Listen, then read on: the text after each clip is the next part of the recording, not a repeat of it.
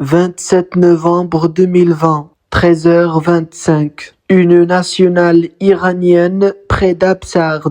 Une Dacia noire roule prudemment à son bord. Un homme que le service secret du monde entier traque depuis 15 ans. Aujourd'hui, il conduit lui-même. Il ne le sait pas encore, mais dans quelques secondes, le temps va s'arrêter. Cette histoire ne ressemble à aucune autre. Ce n'est pas une fusillade en pleine rue, ce n'est pas un commando héroïque, c'est l'histoire d'une machine à tuer télécommandée dissimulée par un vieux camion abandonné et d'un homme qui croyait être intouchable. Pour comprendre le piège, il faut d'abord comprendre pourquoi cet homme était condamné. Mohsen Fakhrizadeh, un nom qui fait trembler Tel Aviv. C'est le père du programme nucléaire militaire iranien. En 2018, le premier ministre israélien Benjamin Netanyahu le montre du doigt lors d'une conférence de presse. Il dit en montrant un dossier, je cite, « Souvenez-vous de ce nom ». Fin de citation. Les Américains le surnomment, je cite, « l'architecte de la bombe ». Fin de citation.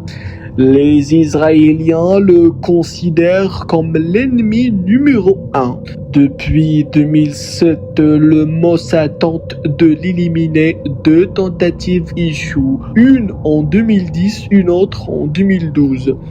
À chaque fois, Fakhrizadeh disparaît des radars pendant des mois. Elle change de voiture, de route, du garde du corps. Il ne sort presque plus. Ses déplacements sont classés top secret.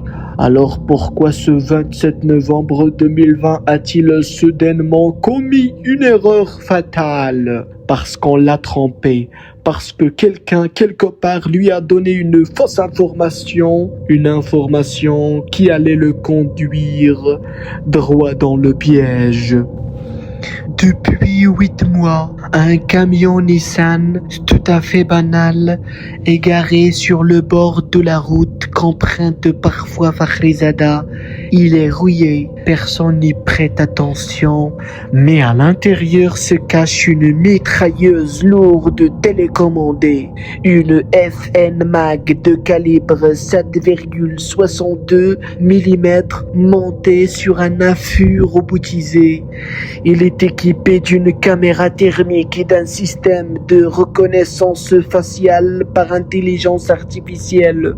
C'est l'arme la plus précise jamais assemblée par le Mossad. Elle n'a pas été fabriquée en Iran pièce par pièce. Elle a traversé les frontières, cachée dans des cargaisons de légumes, de pièces détachées d'électroménager. Le Mossad a mis 8 mois à la faire entrer. 8 mois sans que les gardiens de la révolution ne voient rien. Ce jour-là, 13 heures, dans un centre de commandement à des milliers de kilomètres de l'Iran, des agents israéliens sont en alerte. Le chef du Mossad, Yossi Cohen, en personne, regarde un écran. Un message arrive. Je cite, « La cible a quitté sa résidence secondaire, direction Téhéran ». Fin de citation. Compte à rebours, dit à voix basse. Je cite, « 30 minutes avant l'impact ». Fin de citation. Le piège va se refermer en moins de 3 minutes. Mais d'abord, une question. Pourquoi le convoi de Fakhrizadeh n'est-il pas blindé? Pourquoi sa femme est-elle assise à côté de lui? Parce qu'elle a eu un dernier coup de fil, une demi-heure avant son départ. Une source qu'il pensait fiable lui a dit que la route était sûre, que la menace était écartée. Cette source travaillait pour le Mossad. À 13h25, la Dacia noire apparaît au tournant de la route.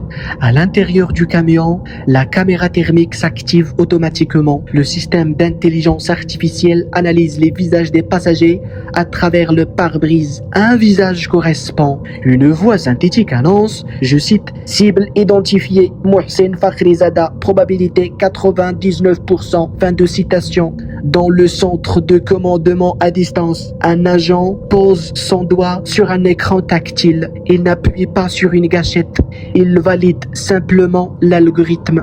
À 13h30 exactement, la mitrailleuse se déclenche. 13 balles, pas une de plus. La première traverse le pare-brise, la deuxième atteint la colonne vertébrale de Fakhrizada. Sa femme, assise à seulement 40 cm de lui, n'a pas une égratignure. La voiture s'arrête en travers de la route. Les gardes du corps sortent affolés. Ils regardent autour d'eux. Aucun tireur, aucun suspect, aucun véhicule suspect en fuite. Puis, boum, le camion piégé se consume. Toute preuve matérielle disparaît dans les flammes. En moins de 2 minutes, c'est fini. Aucun agent du Mossad n'a posé le pied en Iran. Aucun coup de feu n'a été tiré par un être humain sur place. Juste une machine, un algorithme et une décision prise à 2000 km à distance.